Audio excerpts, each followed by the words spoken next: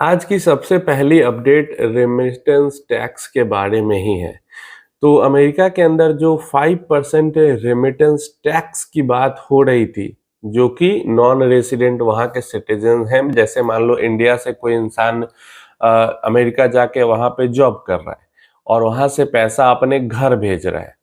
तो इस पैसे पे मतलब वहाँ पे से जो पैसा घर भेजेगा, इस पैसे पे 5% का सिर्फ क्योंकि वो अमेरिका से इंडिया पैसा भेज रहा है इसलिए 5% का टैक्स लगेगा। तो और सिर्फ इंडिया के लिए नहीं, ये मतलब हर कंट्री के लिए, मतलब अमेरिका के अंदर जितने भी लोग हैं जो कि अमेरिका के बाहर से जाके वहां पे जॉब कर रहे हैं, वो अपने होम कंट्री में पैसा भेजेंगे तो 5% उनको रेमिटेंस टैक्स लगेगा। और इस टैक्स को फाइनली अप्रूव कर लिया गया है और 1 जनवरी 2026 से ये टैक्स लागू हो जाएगा। तो उसके बाद से जो भी लोग अपने घर पैसा भेजेंगे उनको 5% टैक्स देना पड़ेगा। अब एक चीज यहाँ पे जरूर थोड़ी सी अच्छी की गई कि इस टैक्स को घटाया गया है। 5% का जो बिल आया था व्हाइट हाउस में, उसको फाइनल जो उसका आया है यहाँ पे बिल, उसमें 5% को घटा के 3.5% कर दिया गया है। तो चलो कम से कम थोड़ी सी राहत मिली। 5% की जगह अब 3.5% का टैक्स लगेगा। मुझे तो लगता है ये 3.5% का जो टैक्स है वो भी महंगा ही है, लेकिन अब क्या कर सकते हैं, जो लगेगा वो लगेगा। अब जो लोग वहां पे हैं उनको एक्स्ट्रा टैक्स ये 3.5% का भरना पड़ेगा। लगभग 2-3 बिलियन डॉलर का नुकसान इंडिया को हो सकता है, क्योंकि अब वहां से यहाँ जो पैसा आ जाता और यहाँ पे खर्च होता, वो पैसा वहीं पे टैक्स के रूप में जमा हो जाएगा। तो इंडियन इकोनॉमी को 2-3 बिलियन डॉलर का तो नुकसान तो हुआ ही। तो ये चीज है, अगर ये टैक्स नहीं रहता तो अच्छा रहता। अब ये देखना है कि क्या और भी जो कंट्रीज हैं वो भी अमेरिका को देख के ऐसा टैक्स लगा रही हैं। अब देखो, ये टैक्स वही कंट्रीज लगा सकती हैं जैसे यूएई है। यूएई में बहुत ज्यादा लोग दूसरे दूसरे देश से जाकर जॉब करते हैं। यूएस में बहुत लोग जाकर जॉब करते हैं। यूरोप में जाते हैं लोग, बट उतना ज्यादा नहीं जाते जितना यूएई यूएस जाता है। खासकर इंडिया से सबसे ज्यादा लोग यूएई में जॉब करने जाते हैं। सेकंड सबसे ज्यादा यूएस के अंदर जाते हैं। अब इंडिया के अंदर उतने ज्यादा लोग, इंडिया के अंदर भी बाहर से लोग काम करते हैं आके, लेकिन इंडिया में इंडिया के लोग ज्यादा काम करते हैं, बाहर से कम लोग काम करने आते हैं। तो ऐसी कंट्रीज जहां पे दूसरी कंट्रीज के लोग ज्यादा जॉब करने जाते हैं, काम करने जाते हैं, वहां पे ऐसी टैक्सेस लग सकती है। अब देखते हैं और कोई कंट्री यूएस के रास्ते पे चलती है या नहीं चलती है। सेकेंड अपडेट हमारे पास आ गया है, regular plan and direct plan का एकदम लेटेस्ट डेटा आ चुका है।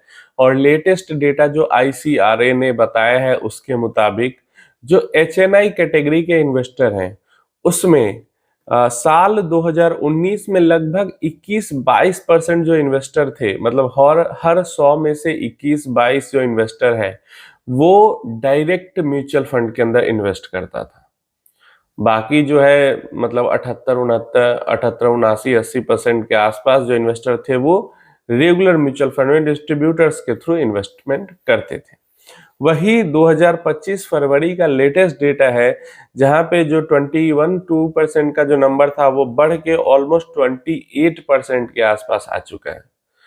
तो 4-5 सालों में 22% से 28% तक नंबर गया है एचएनआई कैटेगरी में डायरेक्ट इन्वेस्टर्स का, डायरेक्ट जो म्यूचुअल फंड के अंदर इन्वेस्ट करते हैं। वहीं रिटेल कैटेगरी में हमें बड़ा जंप देखने को मिला है। 2019 के टाइम पीरियड में सिर्फ 12 से 13% जो इन्वेस्टर थे वो डायरेक्ट म्यूचुअल फंड के अंदर इन्वेस्ट करते थे। बाकी 80-90% जो है, मतलब समझ सकते हो, 87-88% जो इन्वेस्टर थे, हर 100 में से 88-87 इन्वेस्टर डिस्ट्रीब्यूटर के थ्रू म्यूचुअल फंड में इन्वेस्ट करते थे साल 2019 तक, जबकि डायरेक्ट प्लान 2013 से ही आना शुरू हो गया था।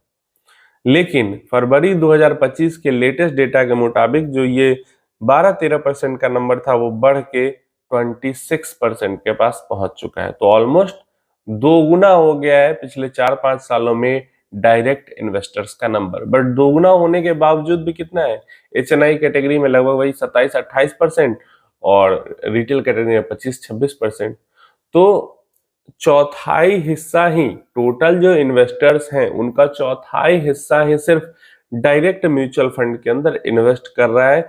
75% इन्वेस्टर जो है वो अभी भी जो लेटेस्ट डेटा है आईसीएआर का उसके मुताबिक अभी भी रेगुलर म्यूचुअल फंड्स में डिस्ट्रीब्यूटर्स के थ्रू हो या बैंक्स के थ्रू हो या प्लेटफॉर्म कोई है जो रेगुलर स्कीम में इन्वेस्ट करवाता है उसके थ्रू हो, इन्वेस्टमेंट अभी भी कर रहे हैं। आपकी क्या राय इसके बारे में बताना कमेंट बॉक्स में। आप में से कितने लोग हैं जो अभी भी रेगुलर प्लान्स के साथ जुड़े हैं, वो भी कमेंट बॉक्स में बताना। मुझे लगता है ठीक है, डिस्ट्रीब्यूटर ये जरूर, जैसे मैं हूं, मैं फ्री का एक तरीके से आपके लिए एडवाइजर मैं हूं नहीं, कोई एडवाइस नहीं देता, लेकिन आप लोगों को मार्केट के साथ जुड़े रहने में जरूर हेल्प करता हूं। तो एक फाइनेंशियल एडवाइजर या डिस्ट्रीब्यूटर का यही काम होता है कि बुरे समय में, मेन यही काम है, बुरे समय में मार्केट के अंदर आपको आपका भरोसा बना के रखे और आपको गलत डिसीजन लेने से बचा के रखे। और स्कीम्स तो भाई सेलेक्ट करना बिल्कुल आसान है, कोई भी सेलेक्ट कर सकता है अपनी होल्डिंग पीरियड के अकॉर्डिंग, लेकिन इन्वेस्टमेंट करने से ज्यादा इंपॉर्टेंट है इन्वेस्टमेंट को होल्ड करवाना, जो कि मुझे लगता है डिस्ट्रीब्यूटर्स करवाते ही होंगे, करवाते हैं या नहीं, अगर आप में से कोई जुड़े हो तो बताना। मैं जो कर रहा हूं वही काम एक डिस्ट्रीब्यूटर का है, तो डिस्ट्रीब्यूटर 1 to 1 एकदम आपके घर आके ये काम करता है, मैं वीडियो बना के ये काम करता हूं। भरोसा रखो, बेच के मत भागो गलत समय पे। आप बताना अगर आप लोग जुए हो किसी के साथ तो आपका एक्सपीरियंस कैसा रहा है। क्वेश्चन आंसर्स की बात करते हैं तो सबसे पहला क्वेश्चन ही सुमन दास का जाता है, quant small cap fund was previously category of debt fund, now small cap fund if turned back debt or other fund, is that possible? If yes, then what will do? Please detail video में बनाए। देखिए, quant जो small cap fund है अब वो दूसरी category में change नहीं होगा। देखो 100-200 करोड़ मैक्सिमम 500 करोड़ तक का किसी का एयूएम रहता है स्कीम का, तभी उसकी कैटेगरी चेंज की जाती है। ये 20,000, 25,000, 30,000 करोड़ की एयूएम वाले म्यूचुअल फंड स्कीम की कैटेगरी चेंज नहीं होती है। तो सबसे पहला तो यही है कि अब इस स्कीम की कैटेगरी चेंज नहीं होगी। और खासकर डेट से इक्विटी में इसलिए चेंज किया गया था क्योंकि क्वांट पहले क्वांट नहीं था। डेट कैटेगरी में क्वांट स्मॉल कैप तब था जब वो स्कॉट्स म्यूचुअल फंड था, उस टाइम 4, 5 या 10 करोड़ रहा होगा उसका एयूएम, और स्कॉट्स को क्वांट ने टेक ओवर किया, तब क्वांट ने उसको स्मॉल कैप स्कीम की तरह लॉन्च किया। उससे पहले स्कॉट्स म्यूचुअल फंड थी, समझ रहे हो, तो वो क्वांट थी ही नहीं उससे पहले। क्वांट का जन्म ही 2018-19 में हुआ है और उसी टाइम पे कैटेगराइजेशन भी हुई थी, तो उसके बाद तो और भी ज्यादा क्लियर हो गया कि किस फंड को कहाँ कैसे रखना है। बट फिर भी अभी भी मर्जर भी होता है स्कीम्स का, ट्रांसफॉर्मेशन भी होता है इधर से इस कैटेगरी से उस कैटेगरी में स्कीम का, लेकिन कब? जब एयूएम 50 करोड़, 30 करोड़, 90 करोड़, 100 करोड़, 200 करोड़, मैक्सिमम 500 करोड़। अब 5,000 करोड़, 10,000 करोड़, 50,000 करोड़ की स्कीम का कैटेगरी चेंज नहीं होता है। तो इसको लेकर बिल्कुल निश्चिंत रहने की जरूरत है कि ऐसा कुछ नहीं होने जा रहा है भविष्य में। एंडस्टोन का सवाल है, कभी खुशी कभी गम, नहीं कहीं ऐसा ना हो कि हमारा हाल जापान के मार्केट जैसा हो जाए, कभी कभी डर भी लगता है। तो यही तो बेवकूफी है ना, कभी कभी अगर डर लगता है तो पहले जापान के मार्केट जैसा हाल होने के लिए जापान जैसा हाल होना जरूरी है।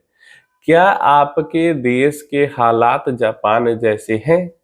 मतलब 1980 के दशक में जापान जितना डेवलप्ड हो गया था पूरी कंट्री, क्या पूरी कंट्री हमारे इंडिया की उतनी डेवलप्ड हो चुकी है? 1980-90 के टाइम पीरियड में ही जापान का जो एवरेज एज था वो 50 से ऊपर चला गया था। क्या हमारी एवरेज एज अभी 30 के आसपास है, 30 से भी अंदर है। तो कोई कंपैरिजन ही नहीं है कि हमारा मार्केट अभी जापान जैसा हो जाएगा। आज से 30 साल बाद, 40 साल बाद अगर कोई ये बात कहेगा ना कि हमारा मार्केट जापान जैसा ना हो जाए, तो आज से 30-40 साल बाद वो भी सिचुएशन बनेगी या नहीं बनेगी, शुरुआत हो गए हालात जापान जैसा बनने का। लेकिन वो भी 100% बन जाए ऐसा नहीं होगा, क्योंकि हमारे पास जापान के अलावा दूसरी कंट्रीज के उदाहरण भी हैं। क्यों हम जापान जैसे बन सकते हैं, हम यूएस जैसे नहीं बन सकते? क्यों नहीं बन सकते? जब बनना ही है तो हम यूएस जैसे बनने की कोशिश करेंगे, जापान जैसे बनने की क्यों कोशिश करेंगे? तो इसलिए ये बिल्कुल, अगर ये आपके माइंड में है कि जापान जैसा हालात हो जाए और लंबे समय तक रिटर्न न बने, तो आप एक बार स्टडी करो कि जापान में जब वो पीक बना था उस टाइम पे क्या क्या हालात थे। इंटरेस्ट रेट एकदम 0 हो गया था, पॉपुलेशन उनकी एज कर गई थी, डेवलपमेंट पूरा अच्छा तरीके से हो गया था। क्या है इन तीनों में से एक भी? भाई 8-9% पे तो लोन मिल रहे हैं हमारे यहाँ पे अभी भी। कहाँ से डिमांड खत्म होगा और कहाँ से मतलब बिल्कुल हमारा जो डेवलपमेंट है वो जीरो हो जाएगा, खत्म हो जाएगा, अब ग्रोथ नहीं होगी।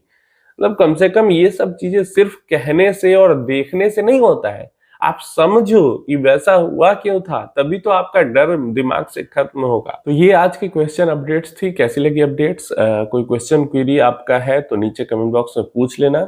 वीडियो अच्छी लगी तो लाइक कर देना, और अगर डायरेक्टली बात करना चाहते हो, किसी तरीके की कोई परेशानी सवाल है, तो आप फेसबुक पे जुड़ के वहां पे डायरेक्टली मैसेज करके बात कर सकते हो। फेसबुक पेज का लिंक यूट्यूब चैनल पे है। सब्सक्राइब जरूर कर देना, और अगर फेसबुक पे देख रहे हो वीडियो को तो लाइक कर देना पेज को, ताकि आप ऐसे ही वीडियोस इन्फॉर्मेटिव मिस ना करो।